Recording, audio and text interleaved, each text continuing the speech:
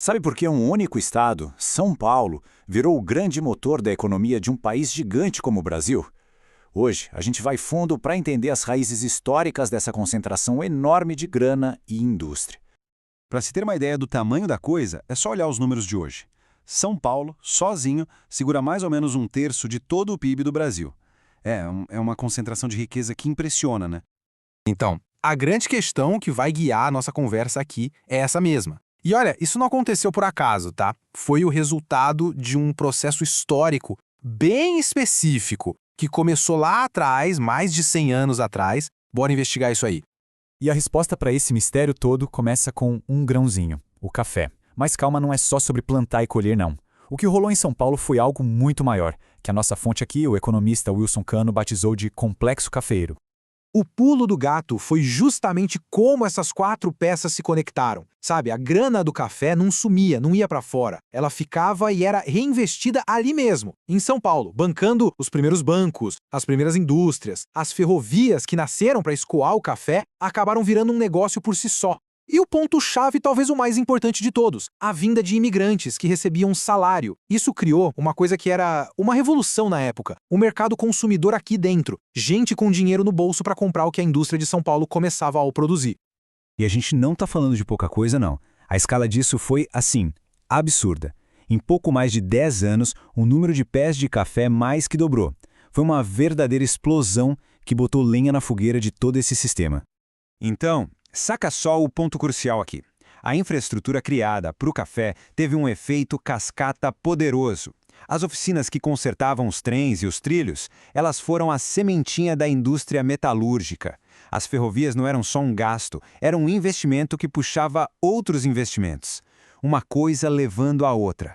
Mas para entender de verdade por que São Paulo decolou desse jeito, a gente precisa olhar para o lado e comparar. Então, bora dar um pulo lá no Nordeste para ver por que a história por lá foi bem diferente. E é aqui que o contraste fica gritante. Em São Paulo, a grana era local e ficava lá, era reinvestida. Já no Nordeste, na economia do açúcar e do algodão, quem mandava era o capital estrangeiro. Qual o resultado disso? Simples. O lucro era todo sugado para fora, ia embora, em vez de ficar e alimentar o desenvolvimento da própria região. E se a gente olhar para os números da população, a história fica ainda mais clara. Olha isso.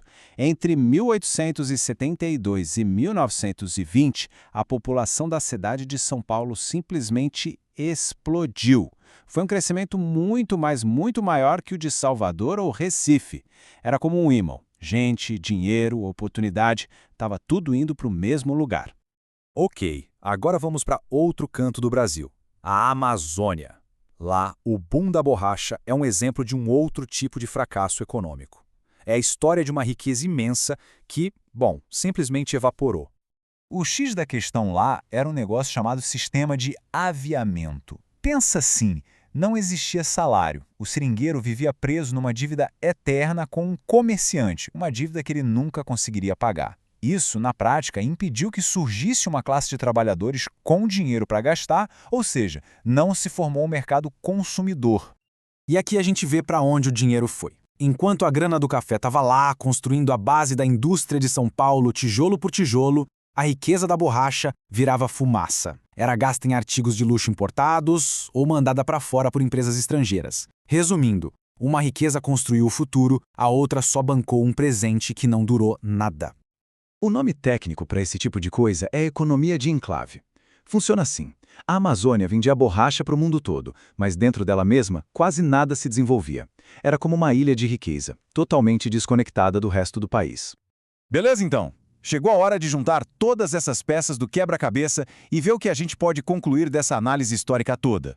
Então, para resumir, o sucesso de São Paulo se apoiou em 4 pilares fundamentais. Primeiro, o controle do capital. A grana ficava em casa. Segundo, um mercado de trabalho integrado. Os imigrantes com salário viraram consumidores. Terceiro, as ligações econômicas. O café puxou a indústria. E por último, um Estado que apoiava. O governo paulista ajudou muito. Foi uma tempestade perfeita. Uma combinação de fatores que simplesmente não aconteceu em nenhum outro lugar do Brasil naquela época. E isso nos traz a uma situação bem forte do Wilson Cano. Basicamente, o que ele diz é que ficar procurando um bode expiatório em São Paulo para explicar o atraso de outras regiões é uma desculpa. É um jeito que as elites locais dessas regiões usam para esconder os verdadeiros problemas internos, como a péssima distribuição de renda e o poder que elas mesmas não largam. E para fechar, fica uma pergunta para a gente pensar. Essa história toda que a gente viu aqui não é coisa do passado, não.